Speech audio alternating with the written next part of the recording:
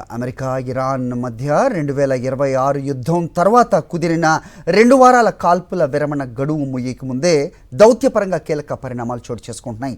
ఇస్లామాబాద్లో జరిగిన 21 గంటల సుదీర్ఘ చర్చల్లో గందరగోళం నెలకొన్నప్పటికీ తెర వెనక దౌత్యం సత్ఫలితాలను ఇస్తున్నట్టుగా సమాచారం. హోర్ముజ్ జలసంధిని తిరిగి తెరవటం, ఇరాన్ అణు నిల్వలపై నియంత్రణ వంటి అంశాలపై ఇరు దేశాల మధ్య ఏకాభిప్రాయం కుదిరినట్టుగా వైట్ హౌస్ వర్గాలు వెల్లడించాయి.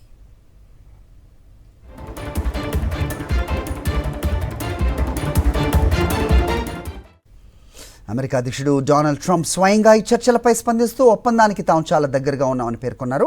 ఇరాన్ తన వద్ద ఉన్న సుసంపన్నం చేసిన యురేనియం నిల్వలను అప్పగించేందుకు అంగీకరించిందని ఆయన వెల్లడించారు. ఈ చారిత్రాత్మక ఒప్పందంపై సంతకం చేసేందుకు ట్రంప్ స్వయంగా పాకిస్తాన్ వెళ్లే అవకాశాలు కూడా కనిపిస్తున్నాయి. Pak army chief field marshal Asim Munir ఈ మధ్యవర్తిత్వంలో కీలక పాత్ర పోషిస్తున్నారు.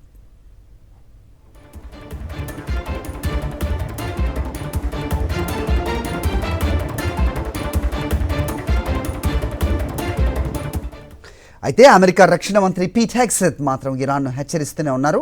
ఒకవేళ చర్చలు విఫలమైతే ఇరాన్ ఇంధన క్షేత్రాలపై దాడులు చేసేందుకు అమెరికా దళాలు సిద్ధంగా ఉన్నాయని స్పష్టం చేశారు. అటు ఇరాన్ తన ఆర్థిక వ్యవస్థపై ఉన్న ఆంక్షలను పూర్తిగా ఎత్తివేయాలని, అమెరికా సైన్యం ఈ ప్రాంతం నుంచి తప్పుకోవాలని పట్టుబడుతోంది.